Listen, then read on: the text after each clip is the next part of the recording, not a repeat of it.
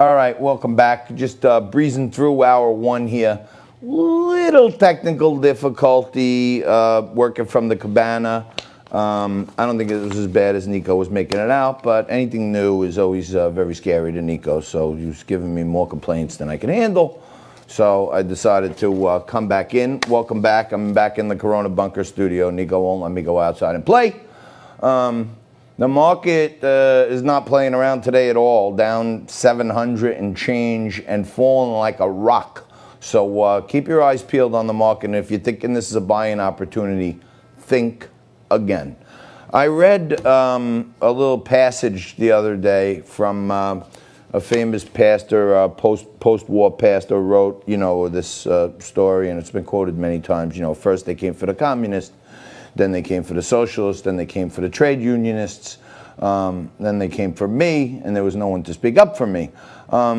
They're coming for everything, it seems, and I think there was a moment in time where every sane American, regardless of color, sex, race, religion, creed, watched a man get killed by a cop, and we were all united on one thing. That crap cannot happen anymore. And I've said it on this show multiple times. That guy should be locked up, tried, and if you ask me, he should get fried, just to make an example of him for other cops to take a look at. But then the hijackings began. The Antifa, the Black Lives Matter, turned many people who were peacefully protesting for equality and the repair of social injustice, which is a great cause. And then these fomenters came in and turned it violent. Well, someone who has a much different view on this than me joins me right now, Lisa Durden. She's a political analyst and social commentator, and she's a thought leader, social justice advocate, Black Lives Matter supporter, feminist, and host of her new Stop Killing Black Bodies podcast, also a contributor on Chasing News and the Opinion Zone channel, panel. Lisa, thank you so much for joining us today. I really do appreciate it. No, you're welcome. Yes, thank you for inviting me on such a conservative show. Well, So, look, I think it's thoughtful. I think it's thoughtful to have a good debate. yeah, so I think these audiences are important. Let me just say very quickly that I don't have an opinion about what was going on with the so-called looting and destroying of property. I have some facts. The fact is, the majority of those individuals were not protesters. They were provocateurs trying to make it look like or seem as if it was Black Lives Matter and African Americans and supporters and allies of the movement.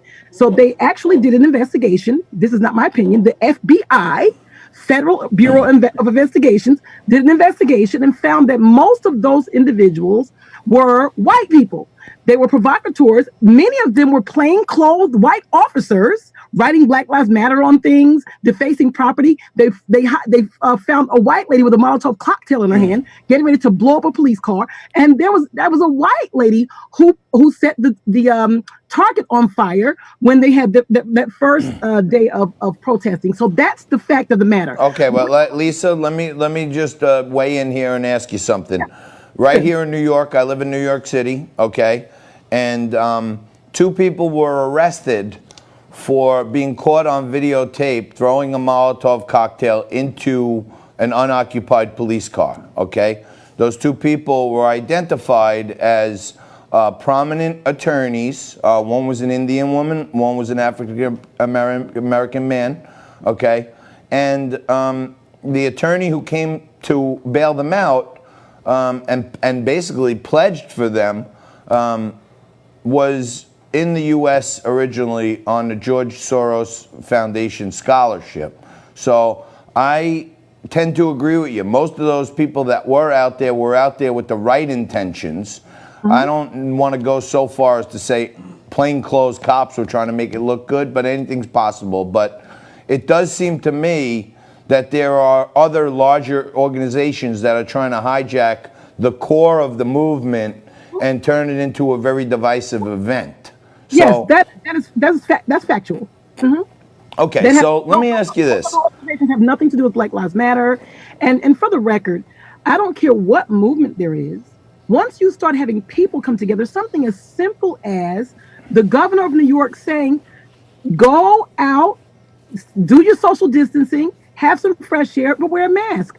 How many people have you seen with the images breaking the rules and not wearing a mask? you'll always have people going to the left of a rule. So this is nothing new, except for wearing a mask is not necessarily going to kill you immediately like a bomb would. But the point is made. So you'll always have deflectors and defectors of a movement or a rule or a law. The law says don't kill, but black bodies are brutalized every day, and officers kill black people every day, and the law says don't do it. Okay. There are lots of Okay. things Understood. And I'm not debating those facts, but let me ask you. Let me throw another stat at you, and you tell me, how we can maybe do better at it. Okay. African American males between 18 and 50 make up 4% of our population. Okay. And in 2018 committed 51% of gun murders. Okay. And many of them were against other African Americans. But how can we figure out a way that all of America can believe that if Black Lives Matter, all Black lives matter, even the ones that are getting killed by other black men, because it kind of looks hypocritical to stand there and rip down statues against one cop's action, and he deserves what he gets. I'm with you. But at the same time, not a word is uttered about places like Chicago and inner cities in Baltimore and, Camden, New Jersey turned the corner, but Camden, New Jersey was the African American kill capital of the world. How can we spread the message that it's not just Black Lives Matter when they're killed by cops, it's Black Lives Matter when they're killed by anyone? Well, actually, let me answer it this way. What people don't understand is there's no such thing as black on black crime. That's called white privilege and white supremacy trying to throw around these phrases to make it seem like black people are criminals. The fact of the matter is all crime is intraracial, meaning most white people kill white people because they're in close proximity to each other. Most black people commit crimes amongst each other because they live amongst each other. There's no more black on black crime as there is white on white crime. The fact is most of y'all kill each other too because you live next door to each other. So what we need to understand is stop deflecting from the issues here. Black lives matter because black lives are being brutalized by police officers. Don't try to deflect to crime, because if that's the case, we can talk about all kinds of crime happening in all cultures all around the world, in America, everywhere. So the issue here is officers who are here to uphold the law. The officers are supposed to uphold the law, not break the law. So that's the subject, and that's where the Black Lives Matter came out of. Understood. The Black Lives Matter Okay. the Trayvon Martin situation. I understand that. It's not about holding lay people responsible for. Listen, lay people do things every day. If you have children, your kids are going to break the rules in your house. So you're going to put a hammer on their head or just do a little punishment. So Well, you're not allowed to hit them anymore. You're not allowed to hit your kids anymore. So no, we have to have a thoughtful conversation with them. But I want to hit them over the head with a frying pan sometimes. No, don't do that to your kids. No, I know. But all right, Lisa, let me talk to you about what I think is a much worse crime that's going on right now. Lord, I covered this story the other day. Okay, now. The outrage has gotten so crazy that my food family is losing relatives like mad, okay? Uncle Ben is now gone. Aunt Jemima is now gone, right? So I lost an aunt and an uncle already in this because they were regular staples of my cabinets and fridge. But I did a little more homework on Aunt Jemima one, okay? And the family of the woman who who was the role model for Aunt Jemima, her name was Lillian Richards. Okay, she became a brand representative for Aunt Jemima in 1925, and her family members said she was considered a hero in her hometown, and we do not want that history erased. She said she worked for the company 23 years.